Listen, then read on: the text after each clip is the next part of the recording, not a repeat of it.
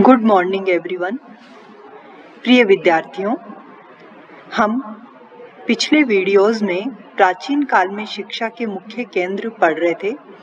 हमने नालंदा विश्वविद्यालय, वल्लभी विश्वविद्यालय आदि का अध्ययन किया था। आज हम इस वीडियो में तक्षशिला विश्वविद्यालय का अध्ययन करेंगे। प्राचीन काल में तक्षशिला ज्ञान और विद्या के क्षेत्र में बहुत अधिक प्रसिद्ध था, लेकिन अब यह क्षेत्र और इसके अवशेष पाकिस्तान में स्थित है। शिक्षा केंद्र के रूप में इसकी प्रसिद्धि 7वीं सदी ईसा पूर्व में ही हो गई थी। ऐसा उल्लेख मिलता है कि इसकी स्थापना भरत ने करी थी। महाभारत में भी इसका उल्लेख मिलता है और उत्तर वैदिक काल में इसके इस तरह से साक्ष्य मिलते हैं कि यह एक नगर के रूप में स्थापित हो चुका था।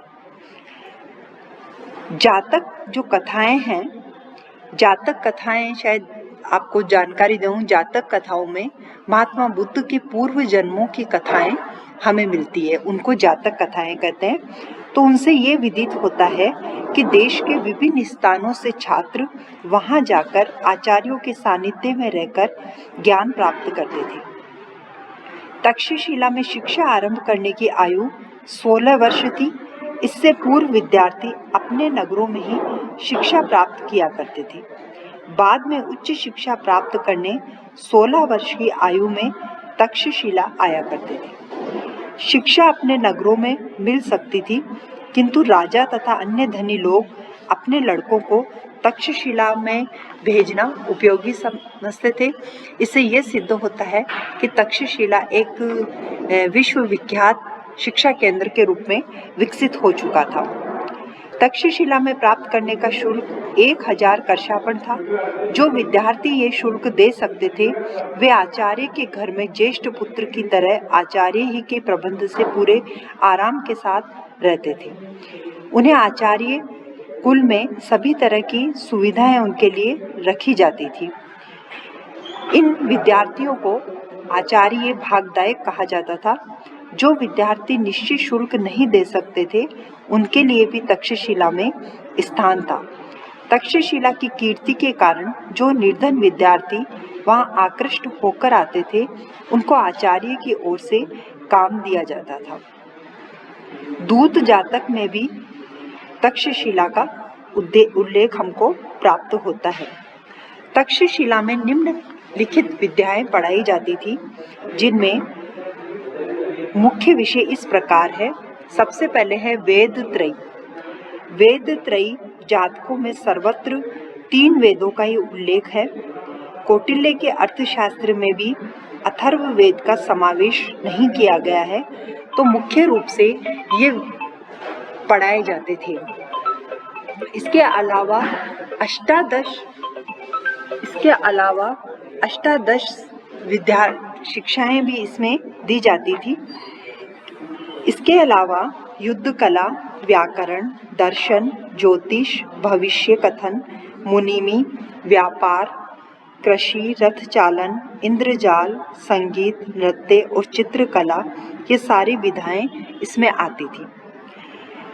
शिल्प, तक्षशिला में शिल्प की शिक्षा भी दी जाती थी।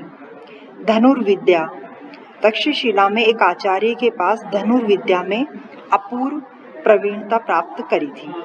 हस्त विद्या में वेदों के अतिरिक्त हस्त विद्या भी सीखी जाती थी। मंत्र विद्या भी तक्षशिला में पढ़ाई जाती थी। सब प्राणियों को आवाज को समझने की विधा, ये भी तक्षशिला में पढ़ाई जाती थी। इसके अलावा चिकित्सा शास्त्र एक ऐसा विषय था जो तक्षशिला में पढ़ाया जाता था।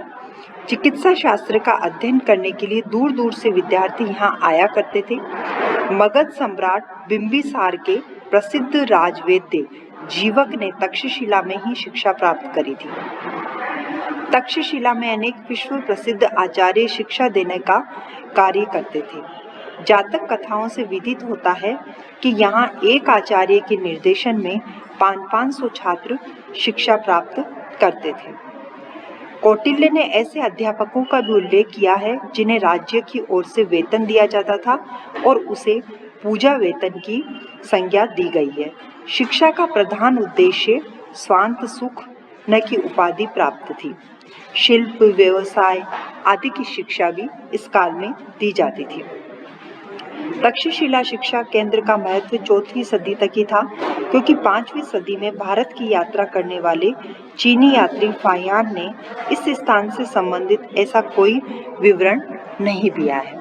तो इस तरह से तक्षशिला, वल्लभी, नालंदा ये सारे विश्वविद्यालय विश्वविख्यात केंद्र के रूप में स्थापित हो चुके थे, लेकिन जो हिंदू शिक्षा के केंद्र के रूप में कुछ का उल्लेख हम करेंगे, जिसमें काशी है, कश्मीर है, धारा है, कन्नौज है, अनहिल पाटन है और कांची है। काशी जो शिक्षा का केंद्र था, वैदिक काल में गुरुकुल की भांति ये शिक्षा केंद्र के रूप में प्रख्यात हो चुका था।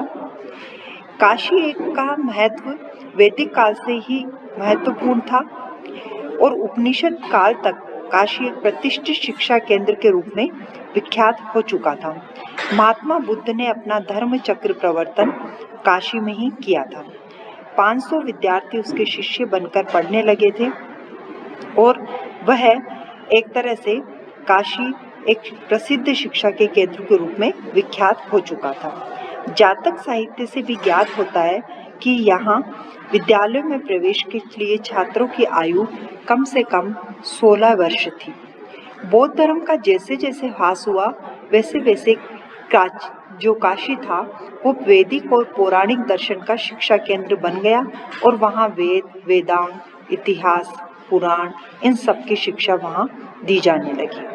इसके अलावा अगर हम कश्मीर को लेते हैं तो कश्मीर बौद्ध धर्म और शिक्षा का प्रधान केंद्र था। कनिष्क ने जो चौथी बौद्ध संगीति का आयोजन भी कश्मीर में ही किया था, लेकिन यहाँ पर धीरे धीरे हिंदू शिक्षा के केंद्र के रूप में कुछ ऐसे रचनाकार जिन्होंने इस केंद्र को एक तरह से ऊंचाइयों पर रखा। कल्हड़ ने राजतरंगिणी नामक इतिहास ग्रंथ लिखकर भारतीय इतिहास को एक नया आयाम प्रदान किया। धारा जो परमार वंश की राजधानी थी, उस काल में मूंज एक विद्वान और प्रतिभा शासक थे। इन्होंने यहाँ पर राजनीति, दर्शन, ज्योतिष, वास्तु, साहित्य, व्याकरण आदि शिक्षाओं की व्यवस्था करी थी, आदि विषयों की व्यवस्था करी थी।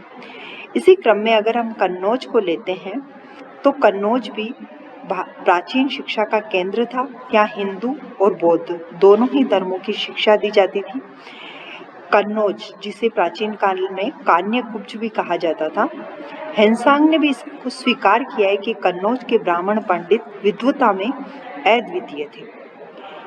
अनहिल पाटन पूर्व मध्य काल में शिक्षा के केंद्र के रूप में विख्यात हो गया था।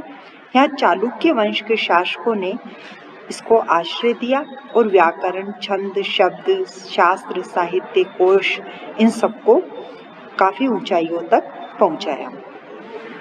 लास्ट में हम कांची को लेते हैं। कांची पल्लव वंश के शासकों के नेतृत्व में दक्षिण भारत का एक महान केंद्र था। समुद्रगुप्त के शासन काल में इसकी बड़ी प्रतिष्ठा थी। इस शिक्षा केंद्र का विकास विश्वविद्यालय के रूप में हुआ। महाकवि दंडिन ने कांची के राज्याश्रय में रहकर ही अनेक ग्रंथों की रचना की थी। इसीलिए कहा जाता है कि कांची में संस्कृत भाषा और साहित्य की भी महत्वपूर्ण उन्नति हुई।